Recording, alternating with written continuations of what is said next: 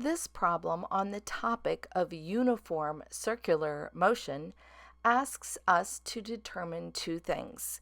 First, we want to calculate the centripetal acceleration of the object that's being whirled in a horizontal circle, and then we want to calculate the tension that must be in the cord that is attached to the object.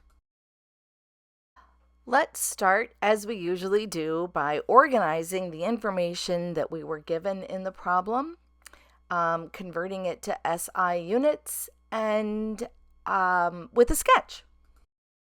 Now, that 3 revolutions per second that I'm given in the problem is an angular speed, which we represent with a Greek letter, lowercase letter, omega. Rather than revolutions per second, I'd like that value in radians per second. So I'm going to do the necessary conversion to get it into radians per second. And this problem has me looking for both the centripetal acceleration of the object and the tension that's in the cord. Centripetal acceleration. Which equation should we use? Pause the video and think of a plan to get centripetal acceleration.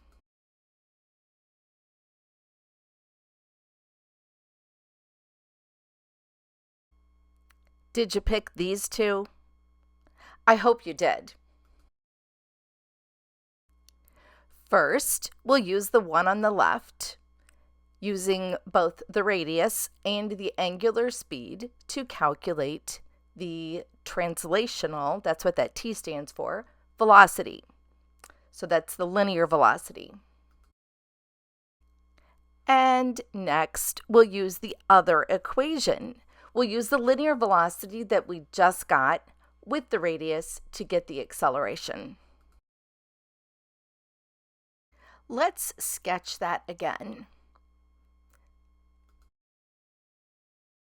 At the instant I'm showing in my sketch, the tension lies directly along the positive x-axis. And because the acceleration is center-seeking, that centripetal acceleration is always center-seeking, it also will be lying along the positive x-axis. Now, let's apply Newton's second law. We will sum up the forces in the x direction. That's just going to be tension in the rope. And that has to be equal to mass times the acceleration in the x direction, which comes from the centripetal acceleration.